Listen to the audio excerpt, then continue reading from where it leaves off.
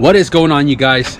Welcome back to the channel. If you guys haven't already heard, I got my channel terminated. I am devastated. I am heartbroken that it had happened, but it's not going to stop me continue doing what I love to do here in the garage. So today we're going to resume on the KRX. Now, the last update we had on the KRX, guys, was the 24 engine being taken apart. Now, this has been stripped down more than we had intended to, but we had to because the crank wasn't spinning after a certain revolution, so we had to get down to figure out what was going on. And by the looks of it, timing skipped. The valves didn't look too bent or anything. The head is still waiting to go to the machine shop. I haven't had time to do that because of everything else I've been trying to take care of this last couple of days. But we tore the K24 down, and we got the engine to rotate without the cylinder head.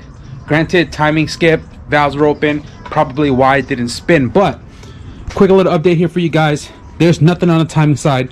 K20 pump has been modified to go on, but not fully secured in because we still need the chain and everything to show from Honda. So after further inspecting everything, I finally got online and ordered $700 worth of parts going on this engine here. I'm kind of thinking to myself that at that point I might as well go piss and rod, but we don't got the funds, so we're pretty much doing a full OEM rebuild with a lot of refreshment parts. So while we wait for all of that stuff to come in, today we're going to kind of tinker under the bay of the KRX. Let me go ahead and just pop the hood real quick.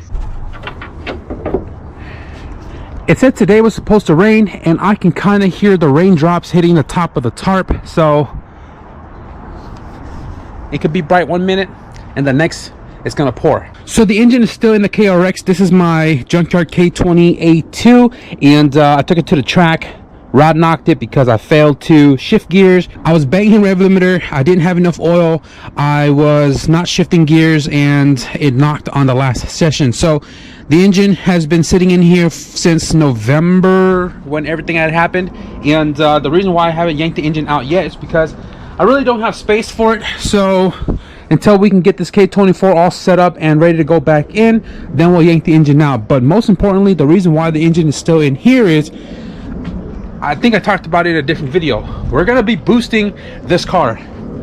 And this is not the turbo kit we're using, but down here we have the Rev 9 cast manifold top mount style, and I didn't want to run the top mount because I know with a bigger frame turbo that it might hit the firewall. So after searching around for a different manifold, I came across a post on Facebook that this guy was making an adapter flange for that manifold to run the turbo as a Sidewinder.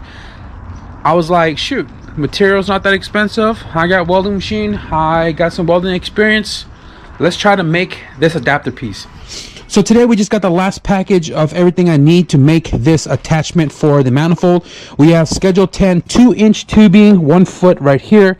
We have 45 2-inch schedule 10. We have a short 90, and we have a long 90 right here. So this is all that I'm going to need, as well as these 2 flanges to make this adapter piece, and I'll show you guys the process today. We have the flange for the 44 mil wastegate right there, and I think that's everything that I ordered. Hopefully I have everything.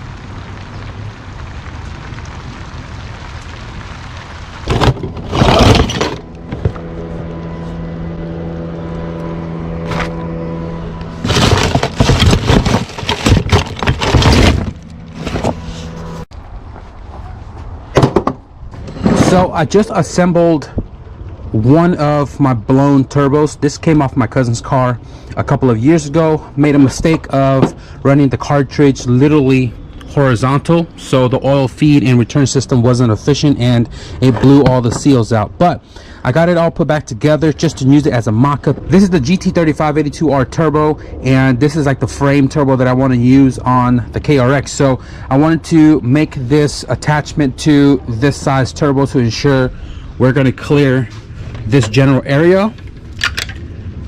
I think we have enough room, but this is a Precision 5858 with a billet wheel. Shout out to Jose. He shot this to me a long time ago. He made 500.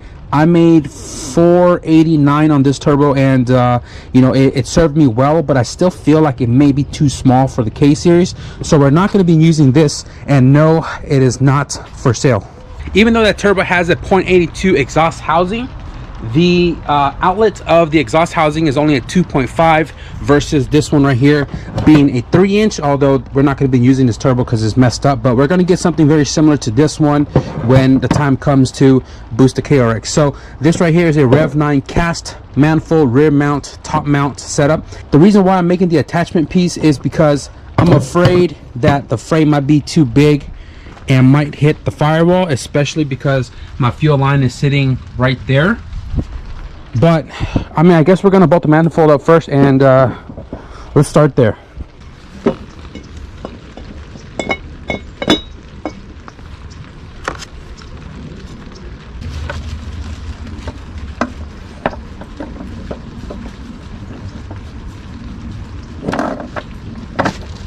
Okay, by the looks of it, the turbo actually does clear the firewall with the 35R. The problem is my fuel line is touching the exhaust housing. That's a big no-no, because if that gets too hot and it bursts into fire, we're going to be cooked pork. Don't want that happening. Now I can relocate the fuel line or do a different fuel line setup, really trying to avoid it, and who doesn't love the look of a Sidewinder, right? So I mean, I was more concerned about the compressor housing touching the firewall, and it looks like we have a ton of clearance. Now the only thing I don't want to deal with is the charge pipe coming up super high, and if we flip the turbo around, we might be getting too close to the motor mount. So I am going to try and build this adapter piece, and let's do a quick little mock-up to show you guys what I'm talking about. All right, so the turbo is sitting on my old sweater just to kind of prop it up into place. Got an old brake line just to hold it from tilting inward, and that's about where I want the turbo. I can't scoot it more this way because we got the master in the way, and we can't scoot it that way obviously because of the sensor and stuff, but I think it's good right there. Clear line of the compressor housing and not interfering with the fill neck. I think that's going to work out. I mean, I could go higher, but I just want to make sure that I have room for the downpipe back here. So this flange right here without the threads goes to the manifold.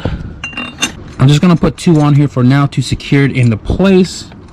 Give it a little bit of love zap. So these parts came from aceraceparts.com, and these are 2-inch schedule 10 304 stainless. This is a long 90. Goes right off the flange, off the manifold, and you guys can already see where we're going with this, right? So right off the flange, we got this 2-inch tubing going towards the turbo exhaust housing itself, and obviously it's a little too long, so we have to trim to fit. But you guys can see this is what we're aiming to do, and yeah, it's kind of hard to mock this up for you guys, so it looks like we're just gonna have to cut and fit it up as we go.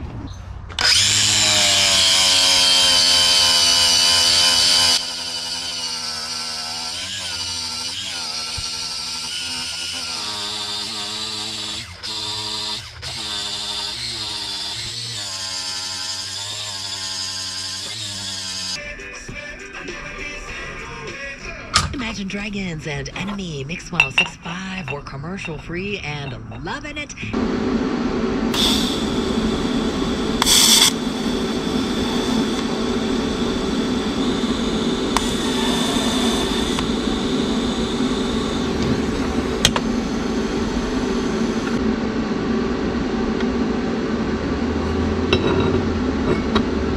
There are easier ways to do this, but I don't have an air hammer.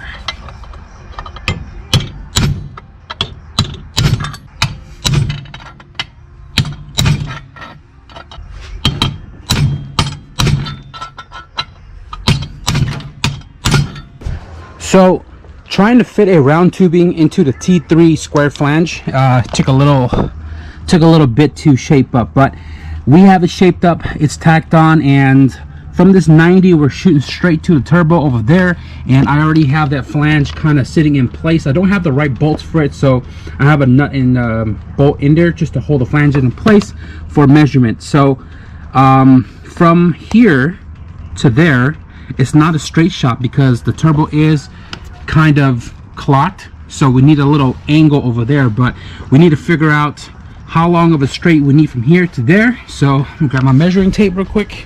So it looks like from here to the turbo needs to sit a little more forward, which is fine.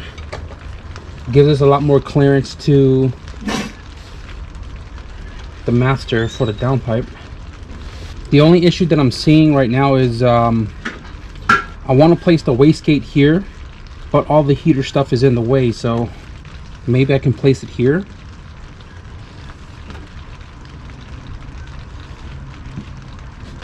Now I bought this 45 for the angle to the flange for the turbo. All right guys, so this is what I came up with. I took my 45, cut it in half, made it into an S shape to clock this inlet straight to the adapter on the manifold. So the turbo sits more forward, so this is not in line of that. This two right here is now placing the two holes almost in line with each other. This is going to have a lot of free place still for when we do the straight part of this. It looks like we're sitting at 7, but I think I'm going to cut a little bit more, so I'm going to go, let's see, how much room do I have over here? Not much. 7. I'm probably going to go 7 1/4, 7 1/2 maybe, and then adjust the turbo accordingly. So this is 1 foot, and we only got one shot, so 7, 7 1/2.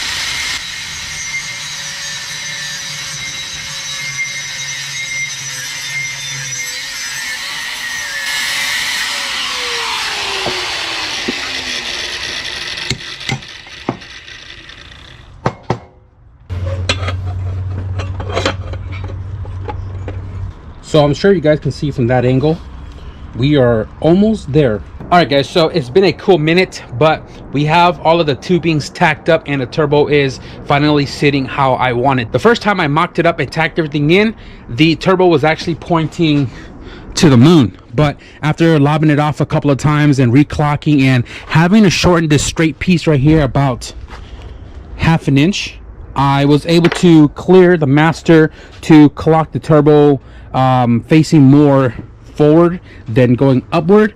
We have the turbo finally sitting where we want it to sit. So we got everything all tacked up. It is bolted up with 2 nuts there. I mean, turbo's loose, but this is pretty firm.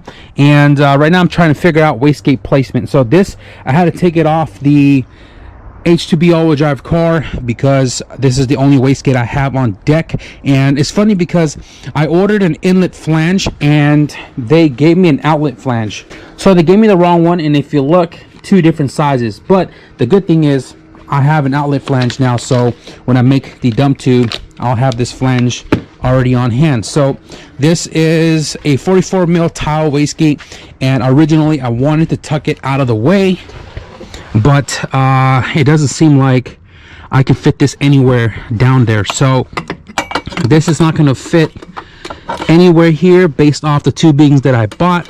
So it looks like I'm going to have to place the wastegate on top.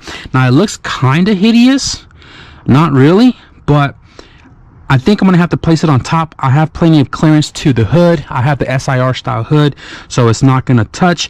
And easy access in case I need to swap springs or take it out or whatever the case may be. It's probably going to sit up like that. And then the discharge is just going to go 90. And then plenty of room back here to aim it wherever I need it to go. So it looks like I'm going to have to put it right there. But I am probably going to do this after I weld the manifold up, before I cut the hole out and everything for this sucker. Or should I just mock it up first? Oh yeah, and another thing is the tubing that I bought is 2 inches, and if you look, it's obviously bigger than the flange, but it overlaps a little bit. I could weld that shut no problem, but I went through my bin of miscellaneous materials. I found this 44 mil adapter. These are both inlet flanges, so technically I can just cut this off and then add this 90 right on here like so, and that'll eliminate me having to weld this one piece here. Instead, just cut this to shape and plant it right there on top and call that a day.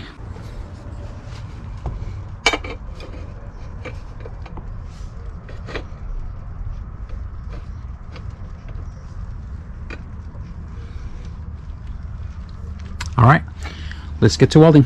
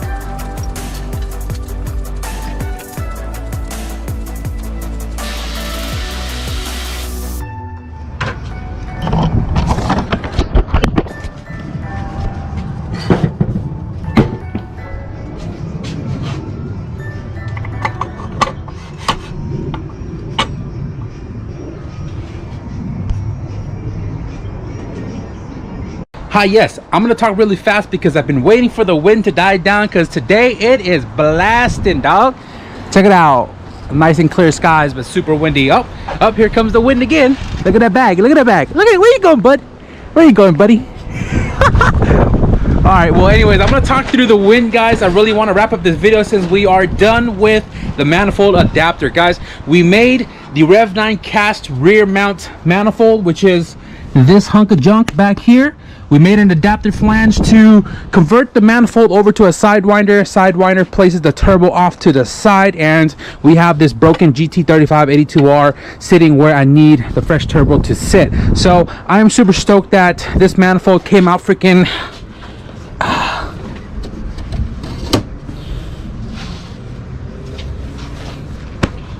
I am super stoked that this manifold freaking came out well, it's not a manifold. I'm super stoked that this manifold adapter came out freaking awesome. This is the second time I've ever welded scheduled tubing.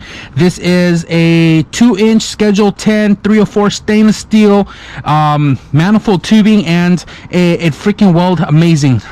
I picked up a lot of things along the way of making this manifold, and I'm confident that I can make another manifold in the future. The first time I've welded something like that was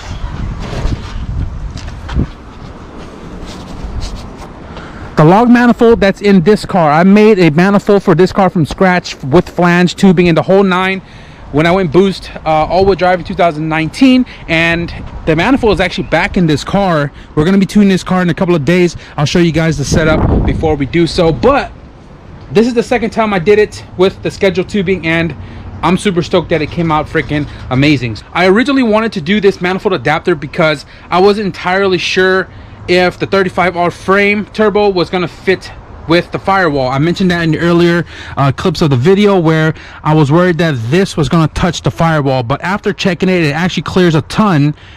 But I also wanted to make this to put the turbo up in the front just for easy accessibility and also less tubing to go all the way over there.